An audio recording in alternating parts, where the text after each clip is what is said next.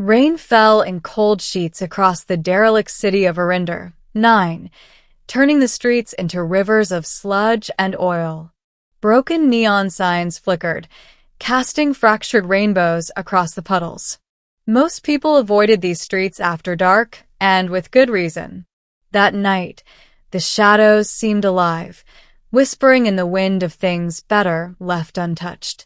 Marcus Vey, a freelance scavenger, moved cautiously along the cracked asphalt.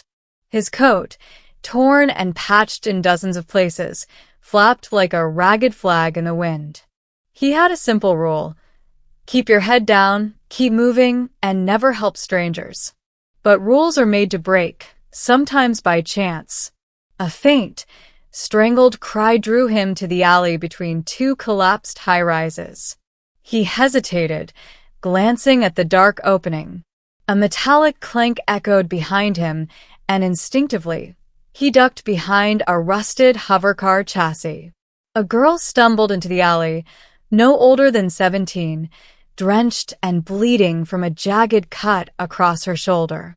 Her clothes were torn, and her chest heaved with shallow, terrified breaths. Her eyes, violet, almost luminescent, locked onto Marcus. "Please help me," she whispered, voice trembling. Marcus's mind screamed don't, but something in her gaze, the desperate, pleading need, pierced the usual barrier of self-preservation. "All right," he said, stepping into the alley. "Careful, who did this to you?" Before she could answer, the ground trembled. Marcus cursed under his breath. The rain-drenched city suddenly felt smaller, almost claustrophobic. A low, mechanical growl reverberated through the alley, sending shivers down his spine. "Run," the girl shouted, clutching his arm. But it was too late. A shadow fell over them, colossal and metallic. 7-foot-tall figures emerged from the mist. They wore blackened exosuits, with visors that glowed red, reflecting off the wet asphalt. Their movements were precise, almost too precise, too robotic to be human. "By dawn," Marcus whispered, realizing with a sinking dread that the rumors were true. The Valkyrie, a warrior caste from the outer colonies, had come. Chapter 1. The Wounded Stranger. He pulled the girl back against the wall, scanning the alley. The warriors moved in unison, each step producing a metallic echo that drowned the rain. Marcus had scavenged tech for years, fought his share of smugglers and cyborg bandits, but this was different. "They're looking for you," he said, voice tight. I don't know why," she stammered. I had to escape." The nearest warrior knelt, the visor lifting slightly to reveal a face too angular, too sharp, and utterly alien. Its mouth opened, but no words came, only an echoing metallic hum that vibrated through Marcus's teeth. He knew then, they were not just warriors, they were trackers, and they never failed. Instinct screamed run. But where? The alley ended in a sheer drop to the sublevels, collapsed decades ago. Marcus grabbed the girl and ducked behind a stack of crates, shoving her down. He ripped a piece of fabric from his coat and pressed it against her wound. "Your shoulder, it's bleeding badly. Hold still." She whimpered but obeyed. The warrior's red visor scanned the crates in a slow, deliberate sweep. Marcus held his breath, counting every second like a lifetime. Then the girl spoke, voice barely audible over the rain. "They're after something inside me, something I don't even understand." Marcus froze. "What do you mean?" Before she could answer, a shockwave from the warrior's movement knocked them both against the wall. Marcus clenched his jaw. "We're dead," he thought. Chapter 2. Flight into the underlevels. Marcus had a plan, a long shot, but a plan nonetheless. He dragged the girl to the edge of the alley, where a service ladder descended into the dark.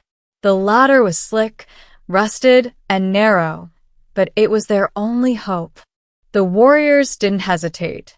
They split, moving as if anticipating his every choice.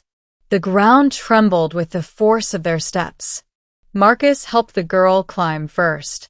Her hands were small, fragile against the cold metal.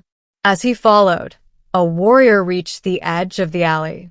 Its arm extended, a plasma tether snaking towards him. Marcus jumped sideways, barely avoiding the lethal beam, and slid down the last rungs of the ladder. The underlevels of Arinder. 9 were a maze of abandoned service tunnels, flickering lights, and forgotten tech. Marcus led the way, knowing some tunnels were unstable. Some could collapse at a touch. "Who are you?" he asked as they ran. "Call me Lyra," she said. I'm not supposed to be found." Marcus felt a chill. Not supposed to be found? That explained the warriors. But why here? Why now? They ducked into a maintenance bay. Old conveyors groaned, and broken terminals blinked erratically. Marcus pulled out his scavenged pulse pistol, a heavy relic from the colony wars. "I don't know what you are or what they want," he said, "but if they catch you, it won't just be bad. It'll be the end of everything." Lyra looked at him, eyes wide. "They're not here for me. They're here for what I carry. The data, it's in my mind." Marcus stopped. "Data in your mind?" She nodded, shivering. "Encrypted. Impossible to read without the key, but they know it exists. If they get it..." Marcus swallowed hard. "Then we need to move. Now." Chapter 3. The Ancient AI. The tunnels led them to an abandoned research station, long rumored to house an ancient AI known as Savara. Its servers were mostly dead, but a few modules still hummed faintly with residual energy. Marcus had scavenged here before, finding old relics and parts, but nothing alive. "This is it," Lyra said, almost reverently. "Savara can protect the data, hide it, maybe even erase it from my mind." Marcus glanced around. The station was decrepit, yet it radiated power, like the heartbeat of a sleeping giant. They entered the server room. Terminals flickered to life as Lyra approached them, her hands hovering over the keyboards. The hum of the AI filled the room. A voice, clear and synthetic, spoke. "Lyra, you are in danger. Unauthorized entities are approaching." Marcus raised his pistol. 7-foot monsters. They don't take a break. "They won't stop," Lyra whispered, almost afraid to breathe. "But Savara can give us a chance." The AI's core terminal glowed, projecting a holographic interface. Marcus watched in awe as the servers reconfigured, creating a digital sanctuary for the data in Lyra's mind. "They're tracking your neural signature," Savara explained. "If we can mask it, the Valkyrie will be unable to locate you. But it will take time, and the mask must be maintained physically." Marcus frowned. "Time we don't have." Savara pulsed. "Then you must fight until the process is complete." Chapter 4. The Siege. Outside, the rain had stopped, but the warriors were relentless. One after another, they reached the station, pounding against the reinforced doors. Marcus and Lyra barricaded themselves with scavenged panels and machinery. The first warrior smashed through a window. Marcus fired his pulse pistol, but it barely scratched the exosuit. Sparks flew, the warrior's red visor glinting with a predatory glow. "Lyra, keep the mask active," Marcus yelled, dodging another tether strike. She focused, her hands tracing intricate motions over the holographic interface. The servers hummed louder, projecting a faint blue shield that flickered in tandem with her mind's encryption. The warriors adapted. Their movements became more precise, coordinated. Marcus ducked as one swung a massive arm, shattering a support beam. Debris rained down, and the ground trembled. "Savara, faster!" Lyra shouted, voice tight with panic. A warrior breached the barricade. Marcus lunged, using a falling panel to knock it off balance. Sparks and oil sprayed as the exosuit staggered, but it quickly recalibrated. Marcus realized then that brute force alone wouldn't work. They needed strategy, cunning improvisation. He grabbed an old magnetic coil from the floor, setting it as a trap. When the next warrior entered, Marcus triggered it. Electricity arced across the chamber, short-circuiting the exosuit momentarily. The warrior collapsed with a metallic groan, motionless, but not destroyed. Only 5 minutes. Lyra yelled, "We can do this." Chapter 5. The Dawn Escape. As the first light of dawn seeped into the station, the AI's mask was complete. Lyra slumped against the console, exhausted, but the red visors outside flickered in confusion. The Valkyrie paused, scanning the city, unable to pinpoint their target. Marcus wiped blood from his brow, breathing heavily. "They're gone for now." Lyra turned to him, eyes wet but shining. "You saved me. I didn't think anyone would." Marcus shrugged, a small, ironic smile on his face. "I'm usually not the hero type, but guess tonight was different." The AI's core pulsed softly. "Threat neutralized, temporary. Lyra, your journey is far from over." Marcus nodded. "Then we keep moving. They'll come back, and we'll be ready." Outside, the sun rose over the wreckage of Arinder. 9. Rain-soaked streets reflected the light like fractured diamonds. 7-foot warriors would return, yes, but for now, they had survived the night. And sometimes that was enough. Lyra leaned on Marcus as they ascended the final stairwell. They didn't know what lay ahead, only that together they would face it. The city behind them was a tomb of the past, but the future, their future, stretched out before them, uncertain, dangerous, and alive. Epilogue. Weeks later, rumors spread across the outer colonies of a scavenger and a violet-eyed girl who had defied the Valkyrie. Traders whispered of 7-foot warriors disappearing without a trace, of a data ghost hidden inside a human mind, and of a bond forged in the dead of night between two unlikely allies. Marcus and Lyra had become legends, not because they defeated the warriors, no one could, but because they survived. And sometimes survival was the first step toward changing the galaxy.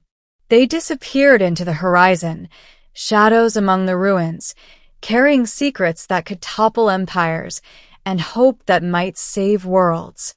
Days passed after the dawn escape. Marcus and Lyra stayed hidden in the abandoned industrial sectors of Arinder. 9. Scavenging for food and parts. Every shadow made Marcus flinch. Every hum of machinery sounded like the Valkyrie closing in. Yet, he couldn't stop thinking about the girl he had saved, her courage, her resolve, her eyes that carried secrets heavier than any empire. Lyra, for her part, was recovering slowly. The data in her mind remained protected by Savara's mask, but the strain had left her pale and fragile. Marcus spent hours talking to her, keeping her grounded, trying to make her laugh, or at least distract her from the nightmares that came in flashes of red visors and metal limbs.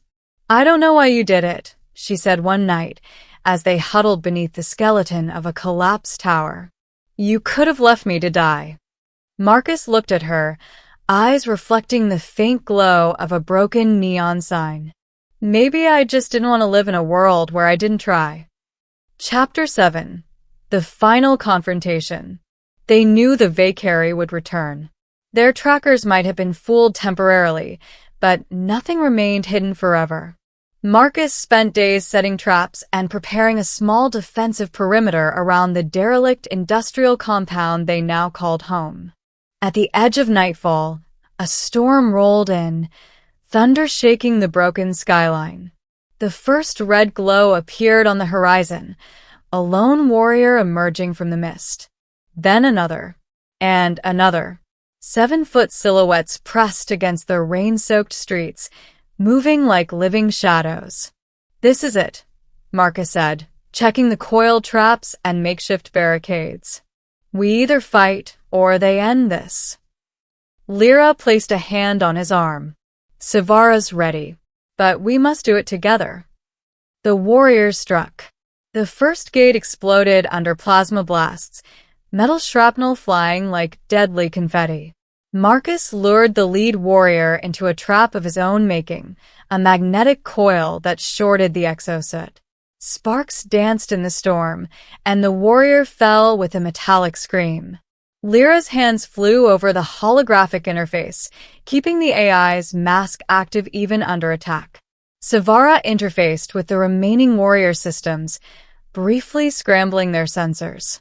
One by one, Marcus and Lyra used the storm and technology to outmaneuver them, forcing the warriors into miscalculations. Chapter 8. The Choice. With the last warrior disabled, Marcus faced a moment of clarity. He could escape with Lyra and leave the city forever, or he could take a risk and strike at the heart of the Valkyrie force to ensure they could never follow again.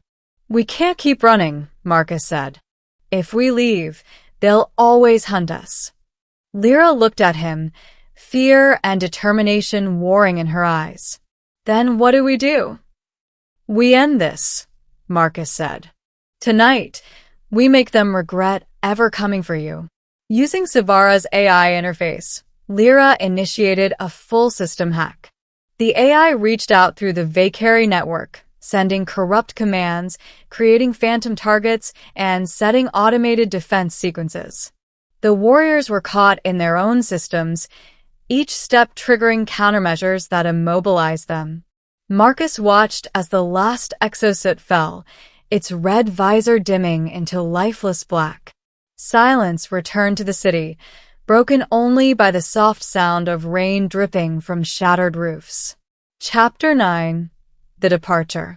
When dawn finally came again, Marcus and Lyra stood on the roof of a ruined skyscraper, overlooking a city that had survived another day. Savara's AI confirmed the Valkyrie threat was neutralized for now. "We did it," Lyra whispered. Marcus smiled, pulling her close. "Yeah, we did. And we survived. That counts for something." For the first time in years, Marcus felt hope. Not the fragile kind, not the kind that fades in the face of danger, but the kind born from surviving the impossible with someone you care about. Lyra leaned her head against his chest. "Where will we go now?" "Anywhere," Marcus said. "Somewhere they'll never find us, at least not for a long time." The city behind them was a grave of past wars and lost dreams, but ahead lay possibilities. The storm had passed, leaving the streets wet but clear. And for the first time, Marcus believed that no matter what came next, they could face it together.